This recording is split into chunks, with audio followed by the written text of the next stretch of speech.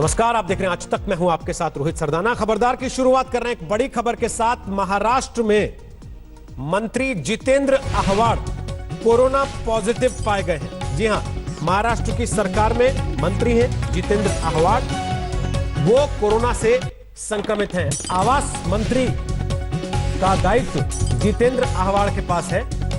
उन्हें corona positive पाया गया है। महाराष्ट्र में इस समय देश में सबसे ज्यादा कोरोना के मामले हैं और ऐसे में मंत्री जितेंद्र आह्वाड को भी कोरोना पॉजिटिव पाया गया। अब यह बड़ा सवाल है कि जितेंद्र आह्वाड पिछले दिनों में कितने लोगों के संपर्क में आए, कितने मंत्रियों के संपर्क में आए हैं और सरकार के किन किन लोगों से उनकी मुलाकात हुई है। हालांकि लॉकडाउन है, ज्यादातर मंत्री भी वर्क फ्रॉम होम कर रहे हैं और उनके स्टाफ मेंबर्स को भी वर्क फ्रॉम होम करने को कहा गया है। लेकिन कोरोना के खिलाफ महाराष्ट्र इस समय जिस तरीके से जूझ रहा है, ऐसे में क्या कैबिनेट की मीटिंग्स हुई हैं, क्या जितेंद्र आह्वाड उन मीटिंग्स का हिस्सा रहे, यह एक बड़ा सवाल होगा।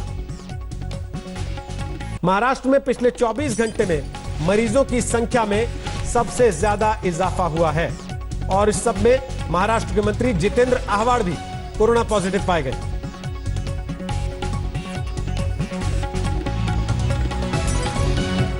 पिछले 24 घंटे में 778 नए मरीज महाराष्ट्र में पाए गए हैं कोरोना के, जिनमें से 552 अकेले मुंबई में हैं। इसी से आप अंदाजा लगा सकते हैं महाराष्ट्र में कोरोना का कहर किस कदर हावी हो चुका है। महाराष्ट्र में मरीजों का आंकड़ा लगभग 6,500 के करीब पहुंच चुका है और ऐसे में मंत्री जितेंद्र आह्वाड का कोरोना पॉजिटिव पाया जाना यह अपने आप में एक बड़ी चिंताजनक खबर है। जो तस्वीर आप देख रहे हैं, यह फाइल तस्वीर है मंत्री जितेंद्र आह्वाड की। उन्हें कोरोना पॉजिटिव पाया गया। उसका सोर्स क्या रहा, किसके संपर्क में आने की वजह से वो कोरोना पॉजिटिव पाए गए, अब इसकी भी जांच होगी और साथ ही इसकी भी जांच होगी कि पिछले कुछ दिनों में मंत्री जितेंद्र आह्वाड किन किन लोगों के संपर्क में आए हैं, सरकार के कौन कौन से मंत्रियों के साथ उन्होंने मुलाकातें की हैं, मीटिंग्स की हैं, किन किन अधिकारियों के वो संपर्क में आए हैं। उन सभी लोगों की जांच होगी और उनको क्वारंटाइन में रहना पड़ सकता है। मुंबई में पिछले 24 घंटे में 552 नए कोरोना मरीज आए हैं और 778 नए मरीज पूरे महाराष्ट्र में कोरोना के पिछले 24 घंटे में पाए गए, जिसके साथ महाराष्ट्र में कोरोना के कुल मरीजों का आंकड़ा लगभग 6,500 के पास पहुंच चुका है। तो इसी बड़ी खबर के साथ कोरोना के बारे में पूरी देश दुनिया का हाल जानने के लिए आपको ले चल रहे हैं श्वेता के पास, जो लगातार ग्राउंड जीरो से आपको पूरी कोरोना रिपोर्ट पिछले कई दिन से दिखा रही। श्वेता।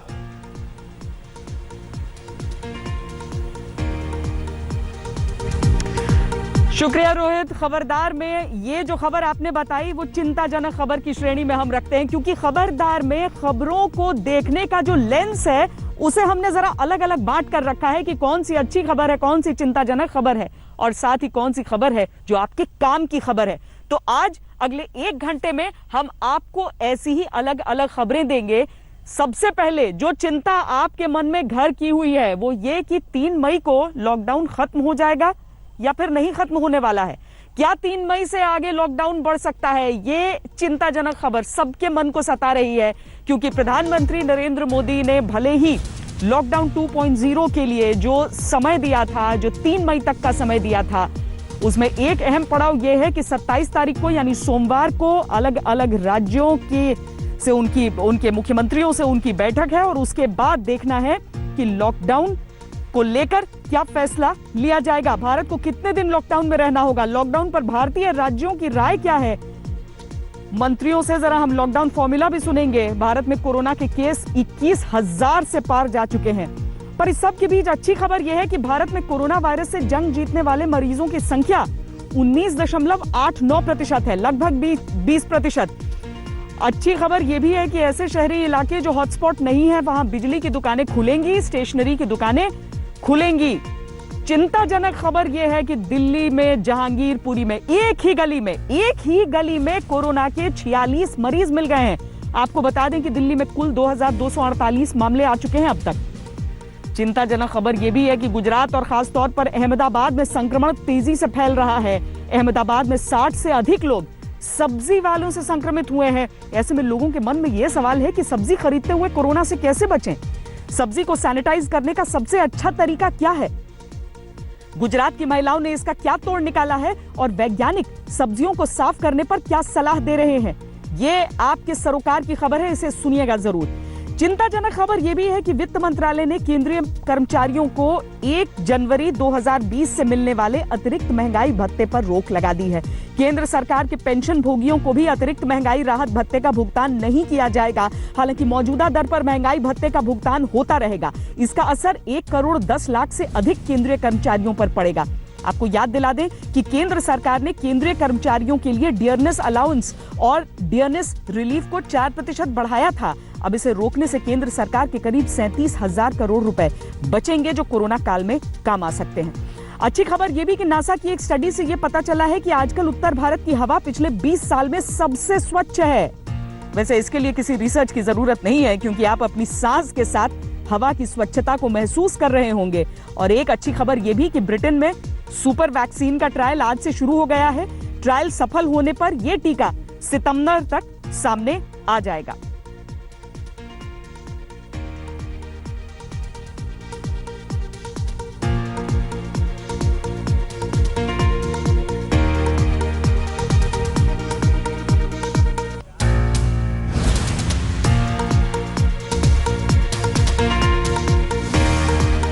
लेकिन सबसे पहले हम आपको लॉकडाउन की बात बताएंगे, क्योंकि आपके मन में यह सवाल इस समय चल रहा होगा कि 3 मई तक क्या लॉकडाउन खत्म हो जाएगा या उसके आगे बढ़ेगा। अलग अलग राज्यों की क्या राय है, ये जानना भी बहुत जरूरी है।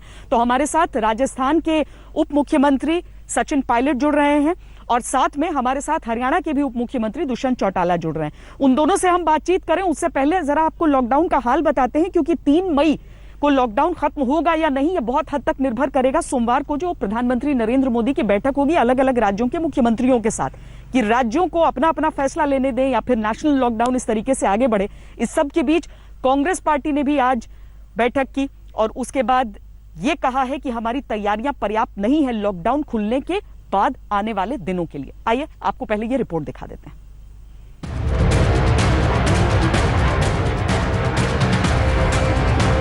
भारत ने संपूर्ण लॉकडाउन के 30 दिन देख लिए और अभी कम से कम 3 मई तक और लॉकडाउन बरकरार रखना है। लेकिन इसके साथ ही जो सबसे अहम सवाल घुमड़ने लगा है वो ये कि क्या लॉकडाउन 3 की भी जरूरत पड़ सकती है।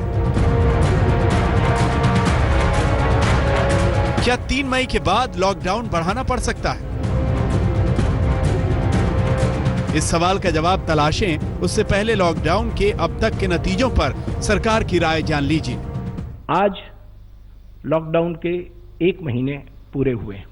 We been able to cut transmission, minimise spread and increase the doubling days. और सरकार ने कई सारे ऐसे कदम उठाए हैं जिसने ये सुनिश्चित किया है कि in these 30 days we remained more or less stable. प्रधानमंत्री नरेंद्र मोदी 27 अप्रैल को एक बार फिर सभी राज्यों के मुख्यमंत्रियों के साथ वीडियो कॉन्फ्रेंसिंग करने वाले हैं। लॉकडाउन से लेकर देश पर पड़ रहे आर्थिक असर के मुद्दे इस वीडियो कॉन्फ्रेंसिंग में उठ सकते हैं। लेकिन इसमें कांग्रेस के मुख्यमंत्रियों के तेवर क्या हो सकते हैं, ये कांग्रेस वर्किंग कमेटी की गुरुवार को हुई बैठक में पार्टी अध्यक्ष सोनिया गांधी ने साफ कर दिया। Since our last meeting 3 weeks ago, the pandemic has increased disturbingly, both in spread and in speed. The lockdown continues, and all sections of our society continue to face acute hardship and distress, particularly our kisans, our khet mazdoors, our migrants, labor, construction workers, and workers in the unorganized sector. As we all know, trade, commerce, and industry have come to a virtual halt, and crores of livelihoods are being destroyed practically. The central government does not appear to have a clear idea on how the situation will be managed after May the 3rd. Congress working committee की बैठक में ये भी कहा गया कि lockdown 1 में ही 12 करोड़ नौकरियां चली गईं और अब सरकार को हर एक गरीब परिवार को 7,500 रुपयों की मदद करनी चाहिए। कांग्रेस वर्किंग कमेटी में पंजाब, राजस्थान, छत्तीसगढ़ और पुडुचेरी के मुख्यमंत्रियों ने कहा कि केंद्र को राज्यों के लिए आर्थिक पैकेज का ऐलान करना चाहिए। उधर पंजाब के मुख्यमंत्री कैप्टन अमरिंदर सिंह ने तो सभी राज्यों के मुख्यमंत्रियों को चिट्ठी लिखकर 3 स्तरों वाली रणनीति के लिए केंद्र पर दबाव बनाने के लिए कहा है। अमरिंदर सिंह ने मुख्यमंत्रियों को लिखा है, भारत सरकार को राज्यों को 3 महीने का विशेष कोविड रेवेन्यू ग्रांट देना चाहिए। वित्त आयोग की जो मौजूदा सिफारिशें हैं उनकी समीक्षा हो। इसके अलावा वित्त आयोग की 5 वर्षीय रिपोर्ट 1 अप्रैल 2021 से शुरू हो, न कि 1 अप्रैल 2020 से, ताकि राज्यों पर कोविड-19 से पड़े आर्थिक असर का आकलन हो सके। साफ है कि मोदी सरकार पर कांग्रेस अब पूरी तरह आक्रामक होने का मन बना चुकी है, लेकिन रणनीति बीजेपी की भी साफ है। पार्टी लॉकडाउन पर सरकार, खासकर प्रधानमंत्री नरेंद्र मोदी की वाहवाही का कोई मौका गंवाना नहीं चाहती। केंद्रीय गृह मंत्री अमित शाह ने ट्वीट किया है कि सच्चाई खुद सबूत दे रही है। पूरी दुनिया प्रधानमंत्री की तारीफ कर रही है। जिस तरह वो कोविड-19 महामारी से निपट रहे हैं, भारतीयों और दुनिया भर की मदद कर रहे हैं। हर भारतीय सुरक्षित महसूस कर रहा है और उनके नेतृत्व पर भरोसा करता है। अमित शाह का ये ट्वीट लगभग उसी समय आया जब सोनिया कांग्रेस वर्किंग कमेटी में सरकार पर हमले कर रही थी। कांग्रेस समाज में जानबूझकर भेद तैयार कर रही है और ये भेद समाज को तकलीफ देता है, जबकि उनको सकारात्मक राजनीति का परिचय देने का एक मौका था। राजनीति अपनी जगह है, लेकिन कोरोना से मुकाबला अपनी जगह। और 3 मई तक के लॉकडाउन की अगर बात है तो उससे आगे बढ़ना चाहिए या नहीं बढ़ना चाहिए, बहुत हद तक निर्भर करेगा कि राज्यों को क्या, उनकी अपनी क्या समीक्षा है मौजूदा हालात पर। हमारे साथ इस समय राजस्थान के उप मुख्यमंत्री सचिन पायलट और साथ में हरियाणा के उप मुख्यमंत्री दुष्यंत चौटाला जुड़े हुए हैं। पहले राजस्थान का रुख करना चाहूंगी मैं सचिन जी, और आपसे जानना चाहूंगी कि भले ही एक हिस्सा बहुत अच्छे से आप लोग नियंत्रण में करते हैं, लेकिन उसके बाद अचानक जयपुर के अंदर ही मामले एक के बाद एक आने लगते हैं और पता चलता है कि नहीं, अभी तो कंट्रोल में है नहीं। ऐसे में लॉकडाउन हटे रहे, चरणबद्ध तरीके से हटे, इन चीजों को लेकर क्या राज्य सरकार में अभी पसोपेश है या आप लोगों को लगता है लॉकडाउन चलते रहना चाहिए? लगातार चर्चा हम लोग भी कर रहे हैं और पूरा देश भी कर रहा है कि हमें अगले कदम क्या उठाने चाहिए, लेकिन ये इतना आसान सवाल नहीं है और अभी 10 दिन हमारे पास हैं 3 मई तक। मुझे लगता है कि हम सब कहते देते हैं कि घरों में रहो, लेकिन वो इतने सारे लोग जिनके पास घर ही नहीं है, जो घरों तक पहुंच नहीं पाए हैं, उनके लिए हम क्या उपाय ढूंढ पाएंगे? उन श्रमिकों को, लेबरों को अपने गांव घर तक हम कैसे पहुंचा पाएंगे? और अब तक दूसरा पहलू ये है श्वेता जी, जो अब तक हमने लॉकडाउन किया है 30 दिन का, अगर हम बहुत जल्दी एकदम से खोल देंगे तो पूरी मेहनत पानी फिर जाएगा और भारत के पास वो संसाधन है नहीं कि हम 4th स्टेज में या कम्युनिटी स्प्रेड अगर हो जाए तो हम इसको टैकल कर पाए। तो अलग अलग स्टेट्स की अलग अलग कंडीशंस हैं और अलग अलग स्टेट्स में भी अलग अलग प्रांत हैं। जैसे आपने खुद कहा कि राजस्थान के अंदर लगातार हमारे आंकड़े बढ़ रहे हैं, तमाम कोशिशों के बाद, तमाम ताकत झोंकने के बाद भी आंकड़े बढ़ रहे हैं, संक्रमण फैल रहा है। इसको कंटेन करने के लिए अभी समय लगेगा, इसलिए कितना आसान नहीं है कि बढ़ाएं ना बढ़ाएं, लेकिन हमें वेट करना चाहिए 3 मई तक का।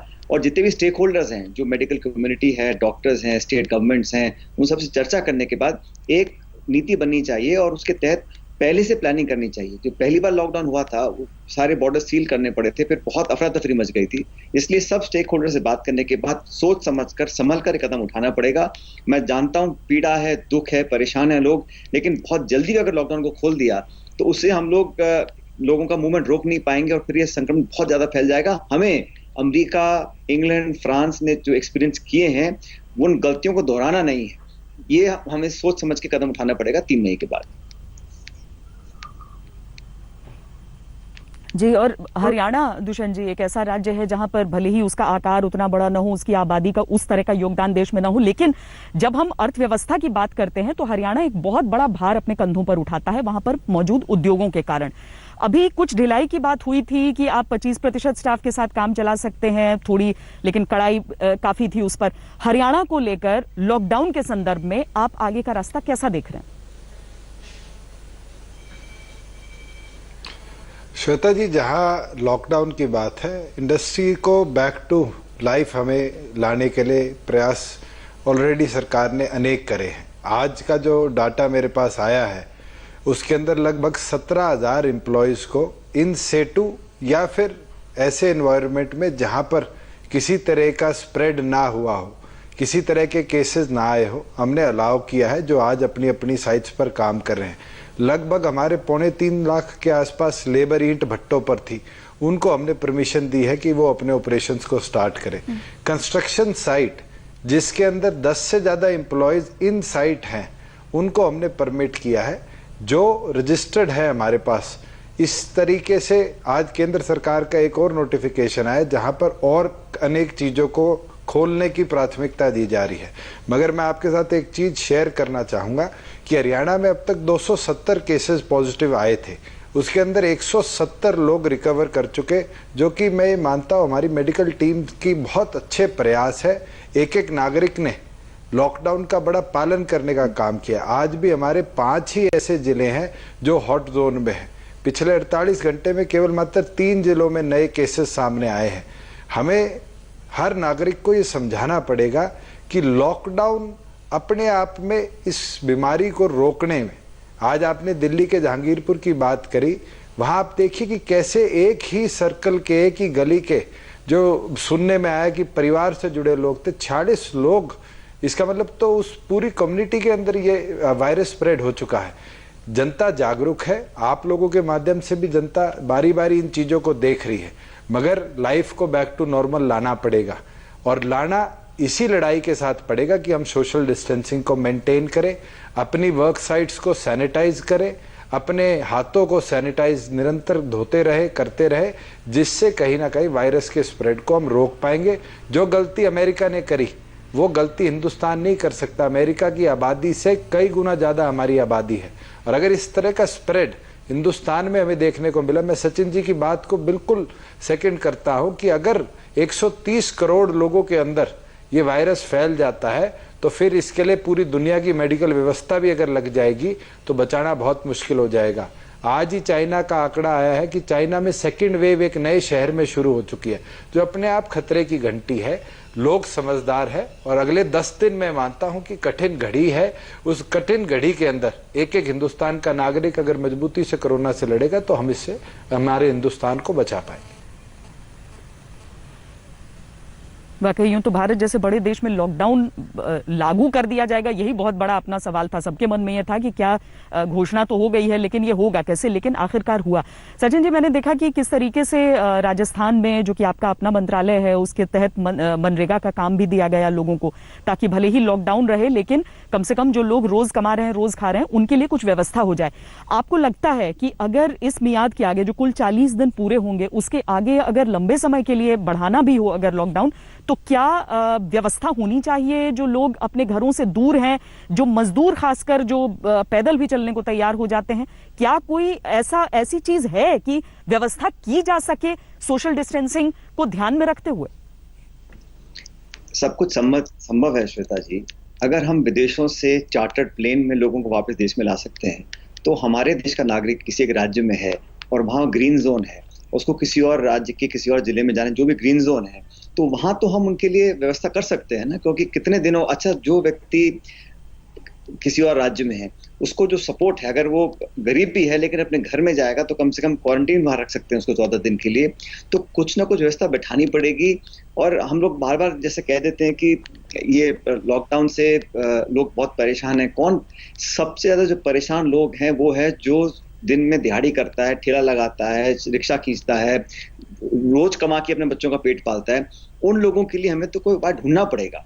और मैं मानता हूं कि ये जल्दबाजी में हम कदम नहीं उठाएं, बिल्कुल ठीक है, लेकिन राजस्थान के अंदर भी जो नरेगा में लोग काम करते थे बिल्कुल ठप पड़ा था। 17 अप्रैल को मैंने मीटिंग ली थी तो सिर्फ 60,000 लोग एनरोल्ड थे नरेगा में।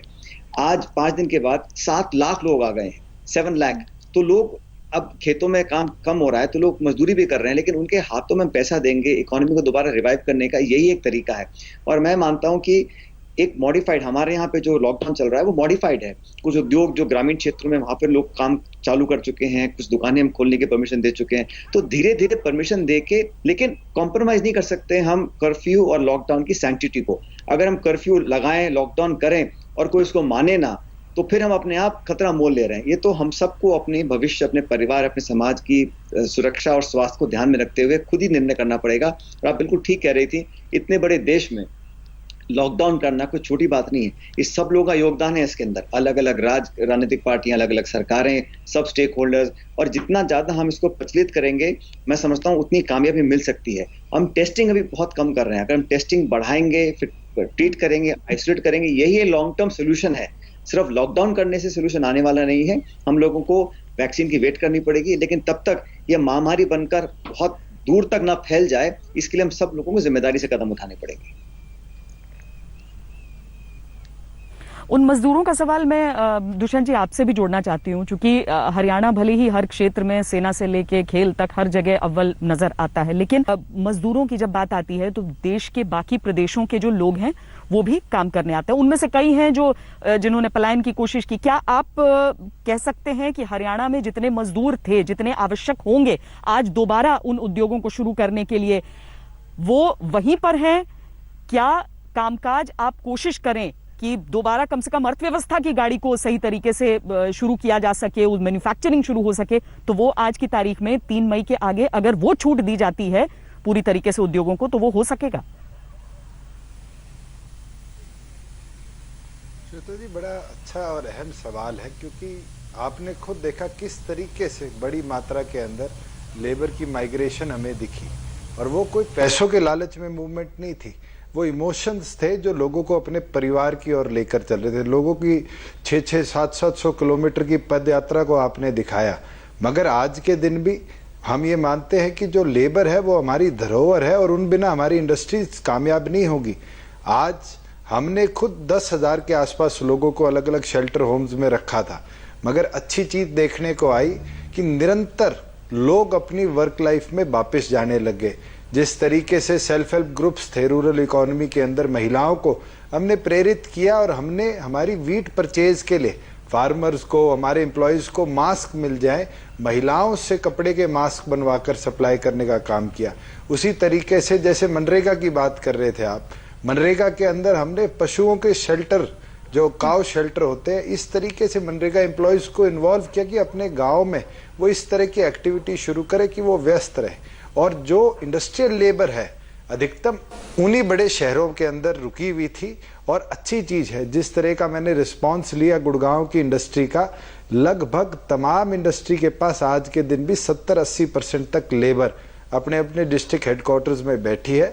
और मुझे पूरी उम्मीद है जो फेस्ड मैनर में जैसे इन सेटू को 50% और 33% नॉन ट्रांसपोर्ट एम्प्लॉयज़ को कर रहे हैं, हमने अलाउ किया है, इंडस्ट्री चलने लगी है। अगर 13,000 एम्प्लॉयज़ आज आए हैं अपने वर्क प्लेस के अंदर, तो अपने आप में दर्शाता है कि वो उत्साहित है इकोनॉमी को रिवाइव करने में। मगर ये केवल मात्र हरियाणा या राजस्थान या नॉर्थ इंडिया की बात नहीं है, ये पूरी दुनिया के आगे एक चैलेंज सामने आएगा कि वर्क लाइफ को बैक टू नॉर्मल कैसे लाया जाए।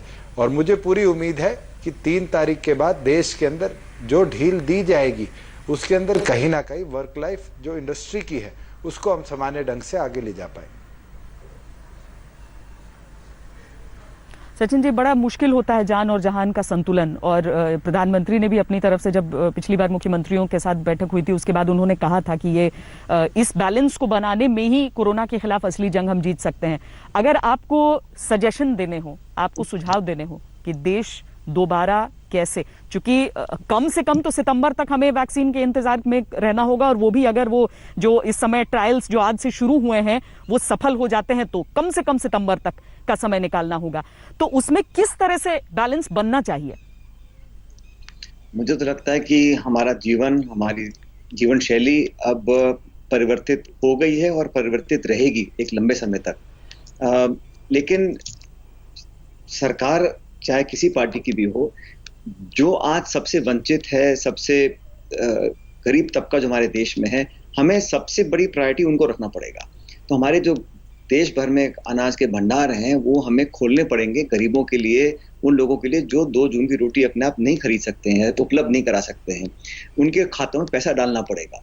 और अभी टेक्नोलॉजी हमारे पास है, इतना बड़ा देश हमारा, इतनी बड़ी अर्थव्यवस्था है, तो जो बिल्कुल निर्धन है, गरीब है, जिनके पास कुछ भी नहीं है, उन लोगों को हम खाना और पैसा नहीं देंगे तो हम आगे इस लॉकडाउन को कामयाब नहीं कर सकते। अगर लोग असंतुष्ट रहेंगे, बहुत ज्यादा आक्रोशित हो जाएंगे, और मुझे लगता है कि ये संतोष का भी बांध टूट सकता है। इसलिए जो हमारे देश की जो बहुत बड़ा तबका है, जो आज इस कगार पे खड़ा है, उनके पास ना तो साधन है, ना रिसोर्सेज है, ना पैसा है, ना खाने की सामग्री है, उन लोगों तक सामान पहुंचाना, उन लोगों तक पैसा पहुंचाना पहली प्राथमिकता होनी चाहिए। दूसरा, जो अर्थव्यवस्था से जुड़े हुए लोग हैं, अब ऐसे बहुत से उद्योग हैं जो घरों से काम कर सकते हैं, फाइनेंशियल सर्विसेज हैं, बाकी चीजें हैं, उनको स्टार्ट करना पड़ेगा। और लोगों को ये लगना चाहिए कि हम लगातार कामयाब भी हो रहे हैं, इसलिए हम लोगों को टेस्टिंग बढ़ानी पड़ेगी। अभी तक हम लोग जो टेस्ट कर रहे हैं, मैं समझता हूँ नाकाफी है हमारे जैसे देश के लिए। टेस्ट में रिजल्ट आएंगे, कुछ पॉजिटिव भी आएंगे, लेकिन लोग ठीक भी होते हैं। बहुत कम परसेंटेज लोग ऐसे हैं जो इसका शिकार होते हैं, इसलिए घबराने की जरूरत इसमें नहीं है। लेकिन लोगों से ट्रांसपेरेंटली लगातार संवाद हो, सरकार असलियत बताती रहे, उन तक खाना पैसा पहुंचाए, और अलग अलग राज्यों की जो परिस्थितियां हैं उसके अनुरूप उनसे विचार विमर्श करने के बाद अपनी जो 3 तारीख के बाद की कार्य योजना है उसका खुलासा करें। लेकिन आज करना चाहिए। 3 तारीख को जो हम करेंगे उसको 2 मई को हम निर्णय लेंगे तो तैयारियां नहीं हो पाएंगी। इसलिए समय रहते ही योजना बनाएं और सब लोगों से खुले मन से बात करें।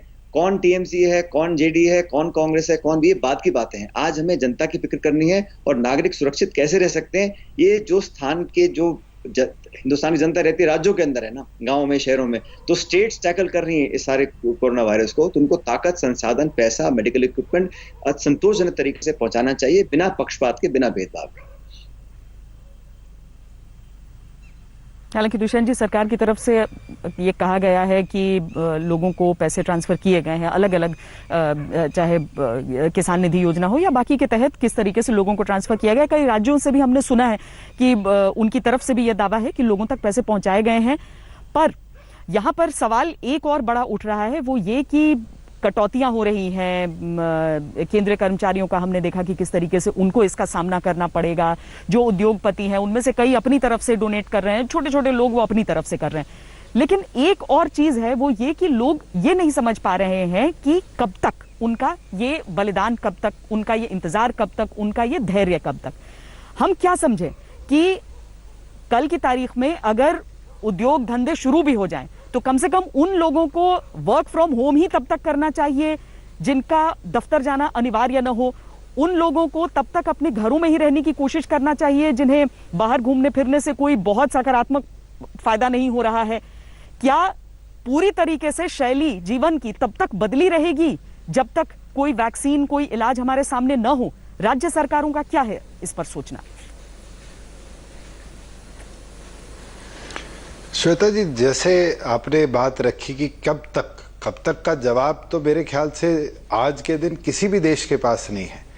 मगर जिस गंभीरता के साथ हिंदुस्तान ने अब तक लड़ाई लड़ी है और जिस तरीके से अधिकतम जिलों को रेड से हमने ग्रीन की ओर कन्वर्ट किया, एक्सेप्ट एपिसेंटर जिनको आप कह सकते हैं, जो दिन प्रतिदिन बढ़ते जा रहे हैं, चाहे वो दिल्ली है, मुंबई है या और हमारे मेट्रोपॉलिटन सिटीज हैं जिसके अंदर नंबर ऑफ केसेस इंक्रीज हो रहे हैं। बिल्कुल उन हॉटस्पॉट्स को छोड़कर बाकी जगह हमें अपने जीवन काल को वापस लाना पड़ेगा। आज हमारे कोर्ट्स बंद हैं, आज हमारे अधिकतम दफ्तर बंद हैं, अधिकतम हमारी इंडस्ट्री बंद है। मुझे लगता है कि अगर सोशल डिस्टेंसिंग नॉर्म्स को हम प्रॉपरली फॉलो करेंगे, हमने हरियाणा प्रदेश के अंदर रेवेन्यू डिपार्टमेंट ने अपनी तहसील, सब तहसीलों को खोलने का काम किया और आज ये नतीजा है कि हमारे पास दिन प्रतिदिन लगभग 80-90 लोग आकर अपने कागजी कार्रवाइयों को पूरा करा रहे हैं। मगर हम ट्रांसपोर्ट कब खोलेंगे, हम रेलवे कब खोलेंगे, ये गंभीर विषय बनता है। जैसे सचिन जी कह रहे थे कि लोग घर वापस आना चाहते हैं। इनके राजस्थान के कोटा के अंदर लगभग 900 से ऊपर छात्र हरियाणा के पिछले 30 दिनों से वहाँ पर बैठे थे। कोचिंग नहीं चल रही। आज हमने राजस्थान सरकार के साथ आग्रह कर कर उनसे रिक्वेस्ट कर कर, क्योंकि वो अपने आप में एक आइसोलेटेड जोन में थे, वो हमारे छात्रों को वापस बुलाने का आग्रह किया है और मुझे उम्मीद है कि कल तक हम लगभग उन 900 छात्र छात्राओं को वापस ला पाएंगे। पर इसी तरीके से कोई बेंगलोर में है, कोई हैदराबाद में है, कोई चेन्नई में है। आज इंटर स्टेट ट्रांसपोर्ट बिल्कुल बंद है और वो चीज़ देखने की है कि सारी सरकारें, सारे प्रदेश मिलकर किस तरीके से आने वाले दिनों में एक प्लानिंग बनाएगी कि अपने अपने लोग जो वापस आना चाहते हैं उनको कैसे मूवमेंट की जाए। और अगर मूवमेंट हो जाती है तो रूटीन बैक टू नॉर्मल आने में समय नहीं लगेगा। हमने बाढ़ की स्थिति भी देखी है, हमने भूकंप की स्थिति भी देखी है, हमने सुनामी की स्थिति भी देखी है। समय जरूर लगेगा, मगर वही बात आ जाती है जो प्रधानमंत्री ने कही थी कि जान है तो जहान है। अगर हम अपने आप को बचा पाएंगे इस महामारी से तो बिल्कुल वापस आने में कोई ज़्यादा समय नहीं लगेगा। हिंदुस्तानी फाइटर्स हैं and will fight it out hard. Sachin ji, लेकिन ट्रैवलिंग जो है, वो यात्रा जो है, वो सीधे तौर पर अगर हम समझें तो केवल वो जो सबसे ज़्यादा ज़रूरी हो, जैसे कोटा के छात्रों की बात अभी दुष्यंत जी ने की, जिन्हें उत्तर प्रदेश अपने पास ले गया, लेकिन बाकी राज्यों के कैसे जाएं अभी तक पता नहीं। जो मजदूरों की बात है, वो अगर वाकई अपने गांव तक जाना चाहते हैं या फिर कामकाज के लिए रुकना चाहते हैं कहीं पर, तो उनकी व्यवस्था, ये यात्राएं तो समझ में आती हैं, लेकिन अभी लंबे समय तक समझ नहीं आ रहा कि यात्राएं जो बाकी हैं वो लागू होंगी या उसके लिए तो अभी और लंबा इंतजार करना पड़ेगा। ये लॉकडाउन जब भी जाएगा उसे तो बहुत चरणबद्ध और बहुत योजनाबद्ध तरीके से हटाना पड़ेगा। इसको बहुत ही कैलिब्रेटेड तरीके से हमें टैकल करना पड़ेगा। आप अगर बॉर्डर्स खोल दीजिएगा और लोग बसों में और ट्रेनों में चढ़ के जाएंगे, भर के जाएंगे, तो फिर ये रुक पाना इम्पॉसिबल हो जाएगा। इसलिए जो बहुत एसेंशियल ट्रैवल है, जो, और मैं तो फिर भी कहता हूँ अगर आप बॉर्डर्स को खोलते भी हैं तो हर व्यक्ति को स्क्रीन करिए और जहाँ भी अपने घर में जाए, अगर कोई हॉट जोन से आया है तो उसको 14 दिन के लिए आइसोलेट करके रखें। ये सारे कदम जिला लेवल से लेके राज्य लेवल और केंद्र सरकार तक उठाने पड़ेंगे। इंक्रीमेंटली हमें खोलना ही पड़ेगा, इसका कोई विकल्प नहीं है। लेकिन इस जल्दबाजी में कहीं ऐसा ना हो कि हम बहुत भारी नुकसान उठाएं, जैसा सेकेंड वेव के लोग बात करते हैं। लोग कहते हैं कि जून में पीक करेगा, इसलिए हमें संतोष रखना चाहिए। और हम आपके साथी भी जो मीडिया कर्मी हैं रोज इस पे चर्चा करते हैं, कब हटेगा, कब खुलेगा। वो तो स्थिति पे डिपेंड करेगा ना, किसी के चाहने ना चाहने। कौन चाहता है कि लॉकडाउन रहे? किस व्यक्ति को आज मजा आ रहा है, किस सरकार को आज अच्छा लग रहा है कि हमारे लोग अपने घरों में हैं, काम नहीं कर पा रहे हैं, बहुत दिक्कत अर्थव्यवस्था को है, लोगों को है, स्वास्थ्य को है। सब चाहते हैं कि वापस पटरी पर गाड़ी आए, लेकिन हमें दूसरे देशों के अनुभव से सीखना पड़ेगा और हम कोई चांस लेने की स्थिति में है ही नहीं। तो लॉकडाउन जो खुलेगा, ट्रैवल होगा, मुझे लगता है सिर्फ बेयर एसेंशियल्स के लिए करना चाहिए। जो लोग फंसे हैं और अनइन्फेक्टेड हैं, नेगेटिव टेस्ट में हैं, ट्रांसपोर्ट सेफली वापस जा सकते हैं, तो उसकी एक सेंट्रल पॉलिसी बननी चाहिए। जहाँ तक कोटा की बात है, जो राज्य सरकार हमसे आग्रह कर रही है उनको परमिशन दी जा रही है। मध्य प्रदेश, छत्तीसगढ़ की सरकारों ने आग्रह किया था, वहां उनके बच्चे वापस जा रहे हैं। लेकिन नागरिक सब हैं, चाहे वो श्रमिक है या छात्र छात्राएं हैं, हम सबको कोई ना कोई पॉलिसी के तहत उनको डील करना पड़ेगा। सेफ गार्ड्स इंश्योर करने के बाद अपने लोग घर पहुंच सकें। और मुझे तो लगता है कि अगर कोई माइग्रेंट लेबर भी है, वो अपने घर में, अपने परिवार में ज्यादा सुरक्षित महसूस करेगा, ज्यादा सुरक्षित रह भी पाएगा। अब हमारे राजस्थान के लोग पूरे हिंदुस्तान भर में है, तेलंगाना, आंध्रा, कर्नाटका, हर जगह वहीं पे हैं पिछले 1 महीने से। तो अगर जो टेस्ट करने के बाद अगर उनको सेफली हम अपने घरों में ला सकते हैं, तो यहाँ पर आकर वो, मुझे लगता है कि कोरोना से अच्छी तरह लड़ सकते हैं। उनको संबल मिलेगा, ताकत मिलेगा, घर परिवार के लोग होंगे, एक आदमी को हिम्मत बनती है। इसलिए जरूरी है कि हम नेशनल पॉलिसी बनाएं और safe zone to safe zone travel का जो है हमें कहीं ना कहीं खोलना पड़ेगा। जी, चूंकि जापान, दक्षिण कोरिया ऐसे देश रहे जो लगा कि पूरी तरीके से उन्होंने नियंत्रण में कर लिया है लॉकडाउन के बाद, लेकिन उसके बाद एक बार फिर हमने देखा कि किस तरीके से मामले वहां पर बढ़ने शुरू हो गए। इसलिए जब तक इसका इलाज नहीं, वैक्सीन नहीं, तब तक पूरी छूट तो नहीं दी जा सकती है। लेकिन दुष्यंत जी, एक राज्य के तौर पर आपको अगर सोचना हो कि लॉकडाउन के आगे आप किस तरह की छूट दे पाएंगे अपने नागरिकों को, तो क्या सोच है इस समय? श्वेता जी, आज के दिन भी हमने प्रयास किया है कि पिछले 30 दिनों के अंदर जहां एसेंशियल कमोडिटीज़ को हमने परमिट किया, वहीं धीरे धीरे कर लाइफ सामान्य हो। और ख़ास तौर पर जो जोन्स आज हमारे ग्रीन हैं और हर 14 दिन के अंदर उनका रिव्यू किया जाता है। जो रेड से कन्वर्ट होते हैं उनको हम दिन प्रतिदिन की कार्रवाई के अंदर छूट देने का काम कर रहे हैं। हमारे पास तो सबसे बड़ा आज टास्क जो है वो प्रोक्योरमेंट का है। लगभग 80-90 लाख मेट्रिक टन हमारे पास गेहूं आती है और जिस बड़ी संख्या में किसान हमारा मंडियों में आता है वहाँ आड़ती भी है। मगर मैं बधाई दूंगा हरियाणा प्रदेश के किसान को जिसने अपने आप बारदाना लेकर अपने घरों के अंदर स्टोर करने का काम किया।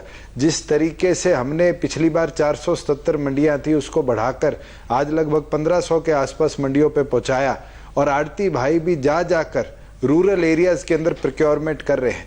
ऑल्टरनेट तरीके बनाने पड़ेंगे, हमें रास्ते निकालने पड़ेंगे कि किस तरीके से हम ऑल्टरनेट वेज के माध्यम से अपनी इंडस्ट्री को भी, अपने वर्क प्लेस को, खास तौर पर ई टीचिंग एक ऐसा ऑप्शन आज उपलब्ध है जहां आप बच्चों को शिक्षा घर बैठे भी उपलब्ध करा सकते हैं। पेरेंट्स आज उसके अंदर बड़ी मदद कर रहे हैं कि अपने बच्चों की शिक्षा को दोबारा स्टार्ट कर रहे हैं। वहीं आज कॉलेजेस बंद हैं, उनको कैसे दोबारा शुरू किया जाए, क्योंकि वहाँ तो पूरे प्रदेश या देश से अलग अलग क्षेत्रों से बच्चे आकर पढ़ने का काम करेंगे। आज हमें हॉस्पिटल्स को, ओपीडीज को बैक टू नॉर्मल लाना पड़ेगा। हमने एक प्रयास किया क्योंकि रोडवेज की बसें आज बंद थी हरियाणा के अंदर। हमने 450 के लगभग रोडवेज की बसों के अंदर डॉक्टर्स की टीम बनाई और हमने उनको गाँव वाइज भेजना शुरू किया। और एक चीज सामने आई कि पहले जींद जिले का अगर मैं एग्जांपल लूं तो लगभग 2100-2200 पेशेंट्स को डॉक्टर हॉस्पिटल्स में, सीएचसीज में देख पाते थे। अब वहां पर 2800-3000 के आसपास पेशेंट्स को हम दिन प्रतिदिन देख पा रहे हैं। तो एफिशिएंसी के लिए ऑल्टरनेटिव सरकारों को निकालने पड़ेंगे और तरीके ढूंढकर ही इस लॉकडाउन को फेज्ड मैनर में ही हम खोल पाएंगे आने वाले भविष्य में। जी वाकई, अब बस वही देखना है कि ये चरणबद्ध तरीका होगा तो क्या होगा और इसी पर मंथन सोमवार को होनी है। बहुत बहुत धन्यवाद सचिन पायलट और दुष्यंत चौटाला जी हमसे बातचीत करने के लिए। नमस्कार, मैं हूं अंजना ओम कश्यप। हमें उम्मीद है ये वीडियो आपको पसंद आया होगा। लेटेस्ट खबरों के लिए यूं ही देखते रहिए आज तक और इस वीडियो के पसंद आने पर लाइक, शेयर एंड सब्सक्राइब करना ना भूलें।